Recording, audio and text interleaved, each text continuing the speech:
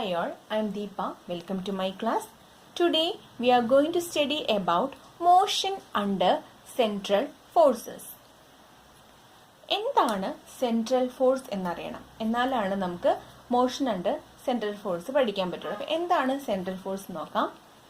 Central forces are those forces acting on the particle in motion which are directed either towards or away from a fixed point, and the fixed point is known as force center.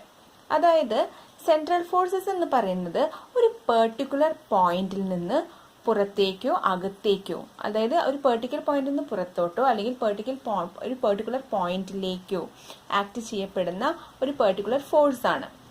ഇത് എങ്ങനെയുള്ള പാർട്ടിക്കിൾസിന്റെ മുകളിലാണ് act ചെയ്യുന്നതെന്ന് വെച്ചിട്ടുണ്ടെങ്കിൽ the particles in motion, അതായത് move ചെയ്യുന്ന പാർട്ടിക്കിളിന് മുകളിൽ ആണ് act ചെയ്യപ്പെടുന്നത്. മാത്രമല്ല നേരത്തെ പറഞ്ഞ ഒരു പെർട്ടിക്കുലർ പോയിന്റ് ഇല്ലേ, അതിനെയാണ്, ആ ഫിക്സഡ് പോയിന്റ്സിനെയാണ് നമ്മൾ ഫോഴ്സ് സെന്റർ എന്ന് പറയുന്നത്. Okay, central forces are those forces acting on the particles in motion which are directed either towards or away from the fixed point. ഒരു ഫിക്സഡ് പോയിന്റിൽ നിന്നും പുറത്തോട്ടോ അല്ലെങ്കിൽ അതിലേക്കോ ആക്ട് ചെയ്യപ്പെടുന്ന ഫോഴ്സാണ്. അതും ഈ പറഞ്ഞ പോലെ ഇത് ആക്ട് ചെയ്യപ്പെടുന്നത് മൂവിങ് പാർട്ടിക്കിൾസിന്റെ മുകളിലുമാണ്. ഒരു എക്സാമ്പിൾ വെച്ച് പറയുമ്പോൾ കുറച്ചും കൂടി ഈസി ആയിരിക്കും. ഒരു സോളാർ സിസ്റ്റത്തിനെ നമ്മൾ നോക്കിയാൽ മതി. സോളാർ സിസ്റ്റം എന്ന് പറഞ്ഞാൽ നമുക്കറിയാം, അതിന്റെ സെൻട്രലായിട്ട് സണ്ണുണ്ട്, പിന്നെ ചുറ്റും ഓർബിറ്റ്സിലായിട്ട് എന്തുണ്ട്, ഓരോ പ്ലാനറ്റ്സും റിവോൾവ് ചെയ്തുകൊണ്ടിരിക്കുകയാണ്. അപ്പോൾ നമുക്ക് ഈ സോളാർ സിസ്റ്റത്തിൽ സണ്ണ് ഈ ഓരോ പ്ലാനറ്റിലേക്കും ഒരു അട്രാക്റ്റീവ് ഫോഴ്സ് അപ്ലൈ ചെയ്യുന്നുണ്ട്. അപ്പോൾ ഈ ഒരു അട്രാക്റ്റീവ് ഫോഴ്സിന്റെ ഒരു ഹെൽപ്പോട് കൂടിയിട്ട് തന്നെയാണ് ആ ഓരോ പ്ലാനറ്റ്സും അതിൻ്റെ ഓർബിറ്റിൽ ഇങ്ങനെ ലൊക്കേറ്റ് ചെയ്യുന്നത്. ഓക്കെ, അപ്പോൾ ഈ ഓരോ പ്ലാനറ്റും അതിന് പെർട്ടിക്കുലർ ഓർബിറ്റ് ഉണ്ട്. ആ ഓർബിറ്റിൽ ഇങ്ങനെ ഈ സണ്ണിന് ചുറ്റും ഇങ്ങനെ റിവോൾവ് ചെയ്യുന്നു.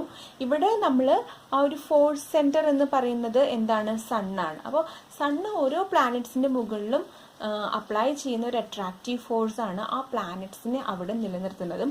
അങ്ങനെ ഒരു സോളാർ സിസ്റ്റം എന്നൊരു കൺസെപ്റ്റ് അവിടെ ട്രൂത്ത് ആവുന്നത്. ഓക്കെ, അപ്പോൾ സോളാർ സിസ്റ്റം ആണ് ഇതിന്റെ ഏറ്റവും വലിയ ഒരു എക്സാമ്പിൾ.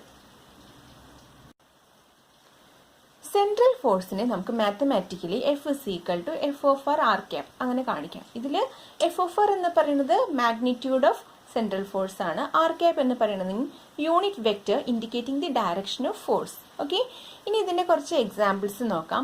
എക്സാമ്പിൾസ് എന്ന് പറയുമ്പോൾ നമ്മൾ ഈ നേച്ചറിൽ കാണുന്ന എക്സാമ്പിൾസ് ആണ് ഫസ്റ്റ് നോക്കണം. ഒന്ന് ഹുക്സ് ലോ ഓഫ് ഇലാസ്റ്റിസിറ്റി, അതായത് F=−kr. അതുപോലെ തന്നെ Newton's inverse square law of gravitation, അതായത് F=G(m)r²/r². ഇത് രണ്ടും നേച്ചറിൽ കാണുന്ന സെൻട്രൽ ഫോഴ്സസിന് എക്സാമ്പിൾ ആണ്. ഇനി മറ്റുള്ള എക്സാമ്പിൾസ് നോക്കാം. ഒന്ന് Coulomb's electrostatic force between two charges. രണ്ടാമത്തേത് Van der Waals forces between neutral atoms and molecules in gas. അതുപോലെ തന്നെ Yukawa force between nucleons in the nucleus of atoms. അപ്പോൾ ഇതെല്ലാതും സെൻട്രൽ ഫോഴ്സസിന് എക്സാമ്പിൾ ആണ്. അപ്പോൾ സെൻട്രൽ ഫോഴ്സ് എന്താണെന്ന് പറഞ്ഞു. എന്താണ് സെൻട്രൽ ഫോഴ്സ്?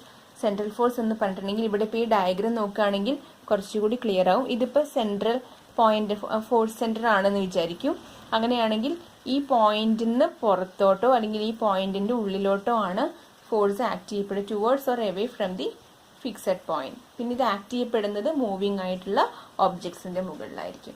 അപ്പോൾ ഇത്രയാണ് സെൻട്രൽ ഫോഴ്സിൽ പറയുന്നത്. അപ്പോൾ ഇതിലിപ്പോൾ എങ്ങനെയാണ് മോഷൻ അതിനെ പറ്റി പറയുകയാണെങ്കിൽ നമുക്ക് പ്ലാനറ്റ് സോളാർ സിസ്റ്റം എക്സാമ്പിളായിട്ട് പറയാം. ഓക്കെ, അതിലത്തെ ഓരോ പ്ലാനറ്റ്സും ആ ഒരു ഓർബിറ്റിൽ നിലനിൽക്കുന്നത് മെയിനായിട്ടും ആ ഒരു സെൻറ്ററിലുള്ള സണ്ണിൻ്റെ ഒരു അട്രാക്റ്റീവ് ഫോഴ്സിൻ്റെ കാരണം കൊണ്ട് തന്നെയാണ്. അപ്പോൾ ഇത്രയാണ് നമ്മൾ മോഷൻ അണ്ടർ സെൻട്രൽ ഫോഴ്സിൽ പറയുന്നത്.